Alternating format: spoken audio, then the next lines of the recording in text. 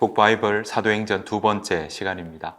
지난번 강의에서는 숲을 보듯이 성경 전체에 대해서 알아보았습니다.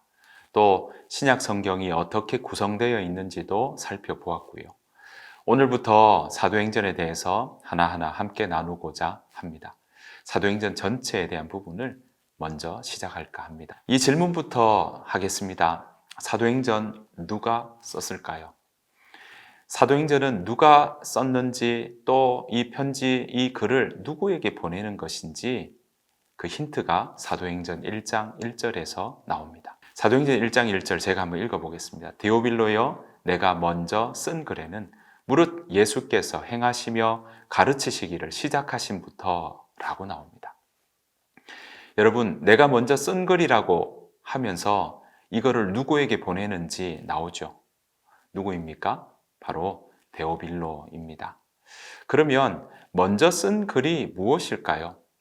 우리가 가진 단서는요, 수신자 데오빌로라는 이름을 신약 성경에서 찾아보는 겁니다.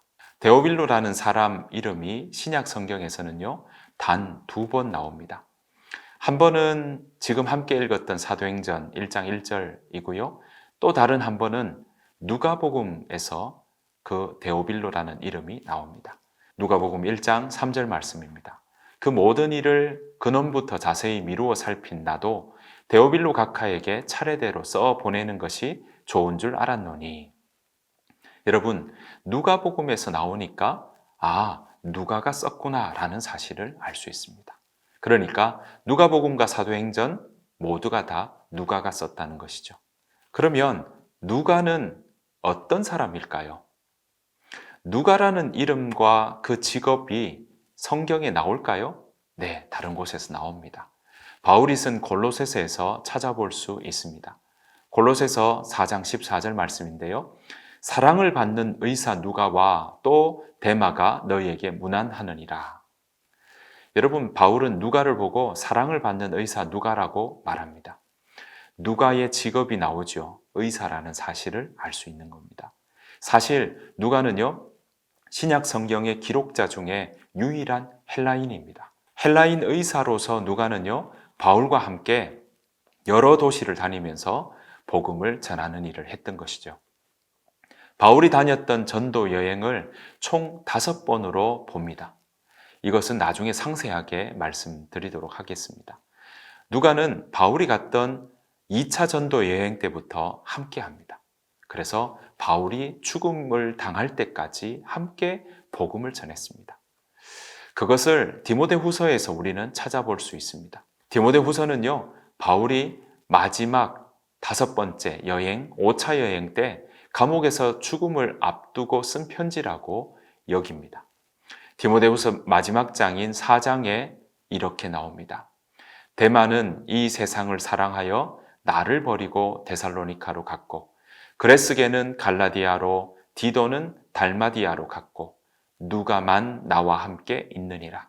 내가 올 때에 마가를 데리고 오라. 그가 나의 일에 유익하니라. 아멘. 여러분, 이탈리아 로마에 가면요, 바울이 마지막 그 감옥에 갇혔다가 참수당했다는 곳이 남아 있습니다. 그 마지막을 누가와 함께 했던 것이죠. 헬라인 의사였던 누가는요, 이렇게 바울과 함께 하면서 사도들의 행적을 수집하게 되었던 것입니다. 그가 의사였다는 것은요, 바울의 말로만 입증되는 것이 아닙니다. 누가복음이나 사도행전 곳곳에서 의학적인 용어가 쓰이고 있습니다. 예를 들면 사도행전 5장에서 아나니아와 삽비라 그 남편이 죽는 장면이 나오는데요. 이때 설명이 마치 의사가 환자의 죽음을 선고하는 것처럼 그렇게 말하고 있습니다. 또 베드로가 죽은 자를 살리는 내용이 사도행전 9장 40절에 나옵니다. 그리고 헤롯이 죽는 장면이 사도행전 12장 23절에 나오는데요. 이 두 대목에서도 의학적 용어를 사용하고 있습니다. 그러니까 이 누가가 의사라는 사실을 알 수 있는 것이죠. 현재 우리가 가지고 있는 성경 순서가 마태, 마가, 누가, 요한복음, 그 다음에 사도행전이 나오다 보니까 이렇게 사도행전과 누가복음이 한 권이라는 사실을 우리가 생각하지 못하고 있습니다. 게다가 함께 이어서 보기도 쉽지 않은 거죠. 하지만 누가복음과 사도행전은 이렇게 이어지는 것이고 한 권이라고 여겨야 할 것입니다. 우리가 두꺼운 책은요, 상권, 하권으로 나누는 것처럼 누가복음과 사도행전은요, 크게 내용이 많은 한 권입니다. 실제로 누가복음과 사도행전의 비중은요, 신약 성경에서 굉장히 크게 차지하고 있습니다. 신약 성경의 권수가 27권이고 그것을 상세하게 나눈 절수가 대략 8,000절 정도 됩니다. 이 중에 누가복음과 사도행전에 나오는 절수가요, 2157절입니다. 어림잡아 보아도 신약 성경 전체의 3분의 1 정도 된다는 것을 알 수 있어요. 여러분, 누가복음과 사도행전 이 많은 분량 차지하는 이 대목을 이 누가는 왜 이렇게 썼을까요? 누가복음 1장 1절에서 4절까지에서 그 이유가 나옵니다. 우리 중에 이루어진 사실에 대하여 처음부터 목격자와 말씀에 일꾼된 자들이 전하여 준 그대로 내력을 저술하려고 붓을 든 사람이 많은지라. 그 모든 일을 근원부터 자세히 미루어 살핀 나도 데오빌로 각하에게 차례대로 써보내는 것이 좋은 줄 알았노니 이는 각하가 알고 있는 바를 더 확실하게 하려 함이로라. 사실 데오빌로라는 이름은요, 하나님을 사랑하는 자라는 뜻을 가지고 있습니다. 누가는 예수 그리스도에 대한 소식과 그리고 이루어진 사실에 대해서 데오빌로에게 이 알고 있는 바를 그렇게 더 확실하게 하기 위해서 모든 일을 근원부터 자세히 살펴서 차례대로 써보내고 있다는 것을 우리는 이 누가복음 1장 1절부터 4절 말씀에서 알 수 있습니다. 그래서 누가복음과 사도행전은요, 이야기가 겹치지 않고 매끄럽게 이어집니다. 사도행전 1장 1절에서 우리 그 사실을 확인할 수 있는데요. 데오빌로여, 내가 먼저 쓴 글에는 무릇 예수께서 행하시며 가르치시기를 시작하신부터 그가 택하신 사도들에게 성령으로 명하시고 승천하신 날까지의 일을 기록하였노라. 그러니까 먼저 쓴 글 누가복음에서는요, 예수의 행하시며 가르치시기를 시작하신부터 사도들에게 성령으로 명하시고 승천하신 날까지의 일을 기록했다라고 나오고 있습니다. 자, 그러면 사도행전에서는 어떨까요? 그 뒤의 이야기를 써내려가고 있다는 것을 우리는 알 수 있는 것이죠. 여러분, 누가복음과 사도행전 이렇게 이야기가 연결되고 있는데요. 장소적으로도 누가복음은요, 예수님이 자라나신 갈릴리에서부터 시작해서 예루살렘에서 끝이 납니다. 사도행전은요, 그 뒤를 이어서 복음이 예루살렘부터 로마까지 어떻게 전파되었는지 그 과정과 결과를 보여주고 있는 것입니다. 자, 이렇게 누가복음과 사도행전은 이어지고 있다는 것이죠. 자, 그러면 우리가 함께 볼 이 사도행전은 어떻게 구성되어 있을까요? 조금 더 그 내부적으로 한번 들어가 보도록 하겠습니다. 사도행전 1장 8절에서 사도행전의 전체 구성에 대한 이야기를 우리는 그 핵심을 찾을 수 있습니다. 사도행전 1장 8절 말씀 우리가 잘 알고 있죠? 오직 성령이 너희에게 임하시면 너희가 권능을 받고 예루살렘과 온 유대와 사마리아와 땅끝까지 이르러 내 증인이 되리라 하시니라. 여러분, 사도행전 1장 8절은요, 사도행전 전체를 이해하는데 정말 빼놓을 수 없는 구절입니다. 핵심 구절이라고 해도 과언이 아닙니다. 게다가 전체 구성이 어떻게 되었는지도 우린 여기서 알 수 있습니다. 사도들이 복음을 전할 수 있었던 원동력, 바로 성령이었습니다. 성령이 임하니까요, 그들이 권능을 받아서 증인으로 땅끝까지 가게 된 것이죠. 무엇에 대한 증인일까요?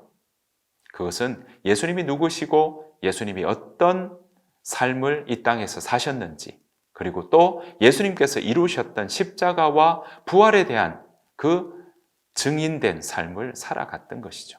그리고 예수님이 이 땅에 오셔서 가르치시고 선포하셨던 하나님 나라에 대해서 전하는 자로 것이 바로 증인의 모습이었던 것입니다. 이 하나님 나라의 복음을 예루살렘부터 땅끝까지 전했던 사도들의 행적을 기록해 놓은 것이 바로 사도행전입니다.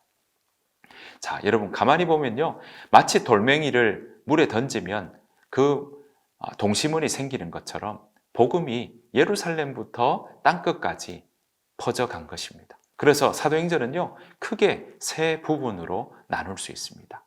지역적으로 나눌 수 있는데요, 그 지역마다 활약했던 사람들이 조금씩 다릅니다. 그 사도들의 행적도 살펴볼 수 있는 것이죠. 자, 첫 번째 부분, 그것은 바로 예루살렘입니다. 사도행전 1장 1절부터 8장 4절까지 나오는데요, 이 오순절 마가의 다락방에서 일어난 성령의 역사가 어떻게 그 예루살렘에서 일어났는지 알려줍니다. 그리고 성령의 역사를 경험한 제자들이 어떤 증언을 했는지도 우리는 알아볼 수 있습니다. 게다가 어떻게 교회를 이루게 되었는지도 우리는 이 부분에서 보여주고 또 알 수 있습니다. 초대교회의 시작을 살펴볼 수가 있는 거죠. 이 부분에서 우리 꼭 기억해야 할 대표적인 인물은요, 베드로 그리고 스데반을 꼽을 수 있습니다. 자, 두 번째, 유대와 사마리아로 넘어갈 수 있는데요, 사도행전 8장 5절부터 12장 25절까지가 이 대목입니다. 예루살렘에서 세워진 교회에 주께서 날마다 그 수를 더하게 하시니까 당시 기득권을 가지고 있었던 많은 종교 지도자들, 바리새인들과 사두개파 사람들은요, 긴장하기 시작했던 겁니다. 조직적으로 제자들을 핍박하기 시작했습니다. 핍박은 결국 스데반을 돌로 쳐 죽이는 일로 이어졌던 것이죠. 그리고 핍박의 현장을 주도했던 사람이 사울이었습니다.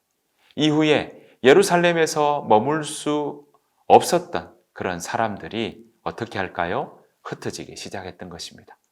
바로 예루살렘을 둘러싸고 있던 유대 지역과 그리고 유대 지역의 위쪽을 차지하고 있었던 사마리아 지역으로 흩어졌던 것이죠.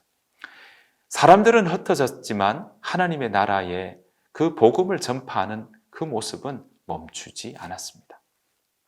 여러분, 사마리아 지역에는요, 유대인이 살고 있지 않고 사마리아인들이 살고 있었습니다.